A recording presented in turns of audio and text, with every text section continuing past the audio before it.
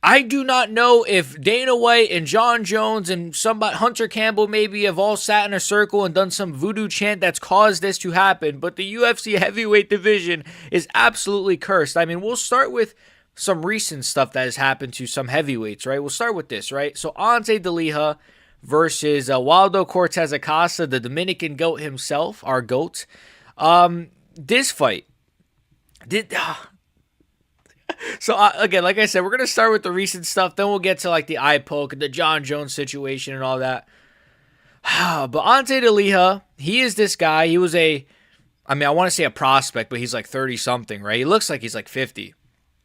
But he's a bit of a bit of a prospect, I guess you can say, right? For heavyweight years, he's a young, healthy prospect, like dog years. And he's facing Waldo Cortez Acosta. Now, honestly, I didn't do any predictions for this fight. I didn't really know who I thought was going to win. I know Waldo has a granite chin, so I probably honestly would have considered picking him just because he has solid grappling, a granite chin. He has power as well, obviously. But he pretty much, we all thought, got TKO'd in the first round by Ante DeLiha. But then they slow it down, as you see at the bottom picture. They slow it down, I guess, or whatever. They review it, and it's like, oh no, it was an eye poke. And so, what... The UFC does something. The referee, the UFC, they do something they've never done before. Ever in their lives have they done this. In the history of the promotion, I'm sure maybe they've done it before, but like, look at Chris Weidman, for example. He eye-poked TKO'd Bruno Silva. You know, Song Yadong won a decision off of eye-poking Henry Cejudo. We've seen fighters eye-poke their opponents or foul their opponents and then go on to still win. He eye-pokes fucking whatever the kid's name, Waldo Cortez. He eye pokes him in the middle of a sequence where he's finishing him. Right now, you would think, oh, they would just leave it at that. They'll just leave it to a TKO. It is what it is. It was a mistake or whatever you want to call it. They resumed the fight. They resumed the fight. They stopped the fight. That's it. The ref called it off.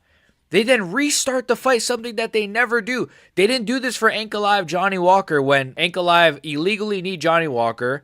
Johnny Walker is perfectly fine, but the referee or the doctor or whatever the fuck still called it. So it's like, now all of a sudden we're restarting fights and we're resuming fights. So anybody who has ever been, I mean, look at Manel Cap, Aso Mabayev.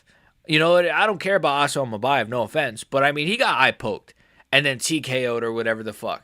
So everybody who's ever been fouled in a finishing sequence should now appeal because this is crazy, right? So then they resumed the fight, and then within the first punching exchange, Waldo Cortes-Acosta KOs Ante DeLiha. This, oh my God, like, there's so many things about this that are just, like, crazy and retarded. Like, oh my God. First of all, like, look, I like Waldo Cortes-Acosta, maybe because he's Hispanic, and, you know, I like Waldo Cortes-Acosta. He's got a funny personality. You know, shout out to him for thugging it out and still fighting through the injury. You're already seeing the memes. Dude, Aspinall, he did what Aspinall didn't do. This guy's a real warrior. This guy's a real fighter. And it's, look, I don't agree with that, but it is a bad look. You know, ironically, we're talking about eyeballs here, and I'm saying it's a bad look, but it is a bad look. Like, again, I don't agree with the idea that, oh, Aspinall should have done this. Look, we don't know the severity. I know that people are saying that Waldo was faking it or he was hamming it up. I think, like, MMA Guru was trying to insinuate that. Sorry, but that's horseshit in my opinion. Like, no, I saw pictures of him after the fight. His eyes red. It reminded me a lot of after DC's fight with Stipe, where he had the sort of the lazy eye, like half closed eye. He could barely see. It looked really bad in my opinion. Waldo's eye looked worse than Tom's. That just is the truth. I'm not saying it was more damaged than Tom's or it was in a worse shape or a worse state, but it did look worse than Tom's. So the optics aren't the best, right? For him to, you know, get eye poke TKO'd basically, but then say, you know what, I'm going to still fight and then get a KO. Whereas Tom Aspinall, the whole narrative is, oh, Tom should have continued because he could have still won. He could have pushed through it and blah, blah, blah. But then he obviously just said he couldn't see and they called it off. The optics are terrible. I can't lie. And on top of that, Ante DeLiha said in the build-up to this fight week, something like, oh, you know, in 33 fights, I've never eye-poked somebody. I don't know how that's possible. You know, because obviously he is Tom Aspinall's training partner. So Tom Aspinall's training partner, I can't believe this. Tom Aspinall's own training partner, the guy that Tom Aspinall said, if Ante DeLiha went on a crazy run and got a title shot, Tom Aspinall would relinquish his belt. I guess he doesn't have to worry about that happening anytime fucking soon, right? But Tom Aspinall's own training partner said, I've never fucking eye poked somebody. He then proceeds to eye poke somebody the same week. You can't make this storyline up. You just can't. Tom Aspinall's training partner eye pokes somebody, and then the guy he eye pokes comes back and gets a fucking KO in the first exchange. You can't make this up. You cannot script the UFC any better. Like, honestly, when I saw this, it was just like, what do you even do? Honestly, like I'm cheesing. I'm cheesing, fam. I'm cheesy. Like, what do you even do? At a certain point, it's just like, the UFC is legitimately scripted. I mean, we all saw that freaking that gambling controversy that happened on this card. I don't know if you guys know about it. I don't want to get into it in this video. There's a fucking hair flying around. I don't want to get into it in this video, but honestly, you can't script this. You just can't. Like, how, bro? He eye pokes him, and then he kind of like he's on his way to TKOing him. He eye pokes him. You know, and then it's like, oh, actually, no, we reviewed the footage like it's a baseball game, like it's Dodgers versus the fucking Blue Jays. They review the footage, and it's like, wait a minute, no, let's resume the fight. And then he just gets a KO. So it makes Tom Aspinall look like a complete ass. We'll get to Tom Aspinall a bit more later. But it's just like, Ante D'Elia as well. Here's the problem with heavyweight as well, right? Ante D'Elia was supposed to be somebody who maybe could have went on a bit of a run. Maybe could have like been a champion or future title contender, you know, because if he would have won this, it would have been another first round KO against a really tough opponent. That would have been impressive. For him to first round TKO / KO Waldo Cortes, a guy who has a granite chin at heavyweight, that would have been very impressive. But it had to be an eye poke, so you can't fucking write this shit, man. So now heavyweight loses another, you know, promising prospect. It is what it is. I know he had like an adrenaline dump, and there's probably reasons why he got slept. I mean, he was probably exhausted, and he has a good excuse, to be fair. And he has come out and put out a statement and, you know, basically said like it's unfair and all this, and you can't do this and that. Kind of what I said earlier, right? And he's right to be upset, like I said, because so many fights have ended in controversial ways, and they never resumed it. They never went back and changed this, or never went back and continued the fight. Just kind of crazy, in my opinion, that for this fight, maybe if they do this going forward, that's fine. But if they don't do this for future fights, and it's just like, are they just going to pick and choose when to follow their own rules? I don't know, but kind of annoying. Then you have this, right? I don't see too many people talking about this. I know he's not the biggest name, but I think he's becoming a big name at heavyweight. Walter Walker. Walter Walker shares photos of his broken left fibula, whatever, that he suffered before his win at UFC 321. So again, you can't script this. Walter Walker, bro. Walter Walker, the guy whose signature move is the heel hook. He heel hooks everybody he's ever faced in the UFC in the first round. Not everybody. His last 4 fights, right? First round heel hook. He breaks legs. He takes ankles. He takes feet like he's freaking Alexa Grasso fans. He just takes the feet. I don't know what that even means. You get my point, right? The guy that takes legs, breaks legs, broke his own fucking leg somehow. You can't make this up. You just can't make this up. Like, how do you script this? The irony of these situations is crazy. And this guy, he actually did shit on Tom Aspinall a little bit. He said, Tom made all the heavyweights look bad, and a lot of people have a lot to say. I didn't mention this, but Waldo did call out Tom Aspinall and was saying, like, he was basically saying that's how you continue a fight, basically. That's how you deal with an eye poke. And look, at the end of the day, I've said my piece on the Tom Aspinall thing. I don't want to get into it. This is not a Tom Aspinall video at all. We'll get into him later, but like it's not really. It's more about the entirety of heavyweight and the curse above heavyweight or the curse over heavyweight, right? In general, not just over Tom Aspinall. But I mean, man, it's not the best look. There's a lot of fighters that are crapping on Tom Aspinall. They're honestly, it's crazy, right? But this guy, the guy that's known for breaking legs and taking legs, broke his own leg somehow. And then you have this, right? Now, this is a little bit separate. This guy is not signed to the UFC, but Gable Stevenson, right? So this, I'm just going to crap on Gable Stevenson a little bit, right? First of all, I want to say this, right? I'm not gonna play because I don't want John Jones to fucking copyright me.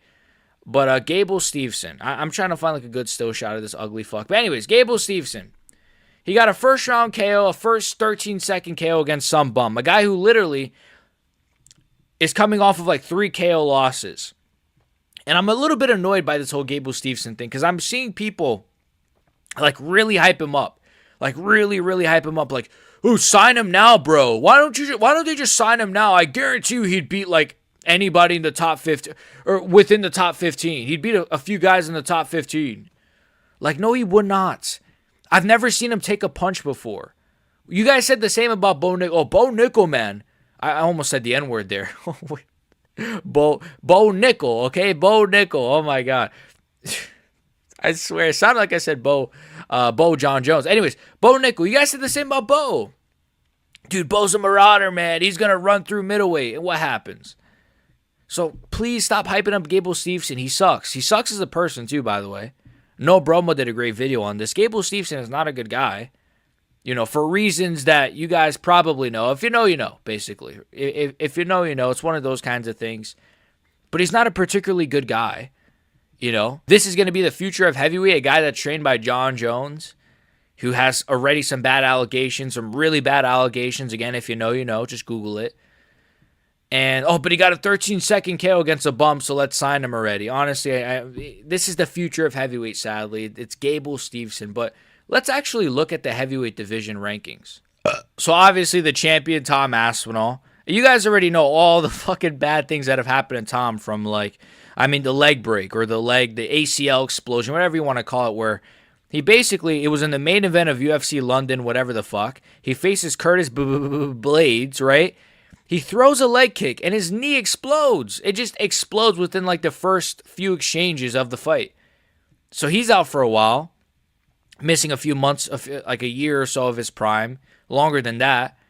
Then he comes back, gets a first round KO, blah, blah, blah. He ends up winning the interim title. He has to defend his interim title, which is not really something we ever see. And then he has to wait about 15 months for John Jones just for the fight to never happen. So he wasted his entire prime, right? He's still in his prime, but he wasted a good amount of his prime, I should say. He then comes back against Cyril Gane. We'll get to him. And then just gets eye poked, within the first round. And before the eye poke, it wasn't looking the best for him. He probably lost that first round. You cannot script a worse, run for Tom Aspinall. I'm telling you, they did freaking witchcraft on this guy, man.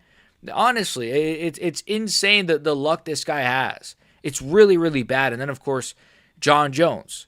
John Jones moves up, makes Cyril Gane, who we're going to talk about again. We're going to talk about this French fraud. He makes Cyril Gane look like crap. Then he faces Stipe Miocic. They somehow sanction a Stipe Miocic fight in 2024 when the fight happened. And he just destroys him, obviously. Well, you know what? He kind of struggled for a round there with Stipe, so that's how good John Jones is. And then he decides to just go away. And then he relinquishes his belt, but now he's returning. You can't script a worse division. Then you got Cyril Gane. Cyril Gane, the guy who fucking fought Francis Ngannou, shit the bed there, right? Everyone, the UFC, Dana White, they wanted so badly for Cyril Gane to win because obviously Ngannou was leaving. But that did not happen. So it's just insane, right? Then he somehow gets another title shot coming off of a blob KO. I don't even know who he beat to get a title shot off of. I don't even know. Who did he beat? Tuivasa? And then he faces John Jones. I think it was Tuivasa. It was a Tuivasa fight, funny enough. I think so. So there is a world where Tai Tuivasa maybe flukes a KO against Cyril Gane and faces John Jones. That would have been, cinema, right? But he might have put up a better fight than Cyril Gane. Because Cyril Gane gets dropped by Tai Tuivasa, but still beats him in the fourth round or whatever the fuck. He then goes on to face John Jones, and absolutely, it's a fluke fight, in my opinion. It's one of those where, not even a fluke fight, it's a rigged fight. Forget about a fluke fight, right? It's not a fluke fight. It's a rigged fight. I'm playing a character in case the UFC wants to sue me for claiming a fight of theirs is rigged. I am playing a character, and I'm lying. I'm just joking, I'm lying, whatever the fuck. But it was rigged. It was rigged. It was just just submit me, please. I'm not even going to try to fight out of this position, nothing. And then I'm going to sit there with a gay, shocked face afterwards like a retard while John Jones gets a stupid aura moment. Right? And then he goes away, and then he robs Volkov. Then he gets another title shot. His third title. You can't make this shitty division up. He gets another title shot. And he fucking... look, he was actually doing good this time. So, just with our luck, right? With Tom Aspinall fans, with our luck, He shits the bed against Ngannou. Now, people said he won that fight. Honestly, I haven't watched that fight in a very long time, so I can't even tell you if he won or not. I don't even remember watching that fight, to be honest. It was pretty boring. But let's say he won that fight. Either way, he didn't do enough to win, in my opinion. Then John Jones shits the bed. Shits the bed against Volkov. And then the one guy that he actually doesn't shit the bed against is the guy that we needed him to get slept by, which is Tom Aspinall. It's just like, wow, what a fucking storyline, right? And then he eye pokes Tom Aspinall in the same fight that he's doing really good in. So his luck is also really bad, but I'm not going to feel bad for him because he's the one that fouled. Volkov. Fucking Volkov, man. Volkov, I mean, he went on a good little streak. He faces Sorogan. He gets robbed. Then he comes back. They book him against Gelton Almeida. And, you know, that fight was a stinker. I don't think Volkov is... Look, I love Volkov, but he's just not good. He's just not a good... I'm sorry, he's just not really a good fighter. He did enough to win that fight. He did win that fight, in my opinion, against Almeida. But, I mean, come on, bro. That was a fucking stinker of a fight, and it was because of him as well. He just wasn't doing enough, but I guess he did enough to win, so that's good. But then it's just like now he has to wait even longer because you would think, okay, Tom Aspinall, quick work of Sorogan, or even if Sorogan were to beat Aspinall, then you do Volkov versus the winner of that fight. Now Volkov has to wait until they rebook the rematch. Fucking crazy. Then you got Sergey Pavlovich, a guy that was going on a great, monstrous run, just gets slept by Tom Aspinall, and now he's kind of looking like a shell of his former self. Curtis Blades is Curtis Blades. What do you want me to say? Gelton Almeida will probably be sent to the PFL within the next 5 years. 5 months. Forget about 5 years, kid. 5 months. Waldo Cortes-Acosta, we already spoke about him. He's kind of... Look, I like Waldo, but he's pretty inconsistent, you know? Like, he's kind of like he wins one, he loses one, he wins one, he loses one. He's just inconsistent, in my opinion. It was a good win over Ante DeLiha, but I don't know. I mean, I guess... Just, I don't know. Sergey Spivak is a great fighter, but Sergey Spivak, Derek Lewis. I mean, Derek Lewis is another one where it's like win one, lose one. Like he's beating these fucking Brazilian cans, but then he's losing a fucking Tai Tuivasa. Ante DeLiha just shit the bed, in my opinion. I mean, he could have won, but I mean, he eye poked him. At the end of the day, like he fouled and then he got slept after the foul. Marcin Tybura he's Marcin Tybura. Shamil Gaziev. Honestly, all memes aside, I am curious how Shamil Gaziev's career will play out, but the way this division is going, he might just get slept, sadly. Like, I thought, Ante DeLiha is going to be something, then he just gets slept. Oh, this guy's going to be something, then he just gets slept. That's kind of how this division goes. Someone gets a little bit of hype, we get excited, then they get slept. You know, so who knows with Shamil, but we'll see. He has potential. Tuivasa has been literally missing for more than a year, and he's not been getting in shape. Mind you, he's not been getting in shape. He's not been doing anything but just being fat. You know, Mick Parkin is shit the bed, right? He was supposed to be the guy. Who is it? Marcin Tybura, I think he fought, right? And he just shits the bed there, and now he's just like been missing for a while. Walter Walker's injured. He broke his leg. Great luck. We already spoke about that. And then Tyson Teixeira shit the bed against Derek Lewis. You cannot make a worse division even if you tried. You cannot script a worse division. How do you even, I don't even understand. So the whole point of this video is the UFC heavyweight division is cursed. All of these guys are fucking cursed. I don't know who did this. I don't know if it's John Jones is doing. I don't know if it's Dana White's doing. I don't know if it's fucking who's doing, but it's just insane. Make sure you guys like, comment, share, sub, become a member down below. Let me know your thoughts on the UFC heavyweight division. Is it cursed? Are there just, I don't know anymore, man. Just let me know your thoughts on the Waldo stuff. That kind of really sparked me to make this video. I kind of wanted to do it for a while, but then, you know, this Waldo situation really was like, all right, this has gotta, I just want to talk about this. So like, comment, share, sub, blah, blah, blah. You get the fucking gist of it. Love you guys so much. See you guys. God bless you guys. Peace.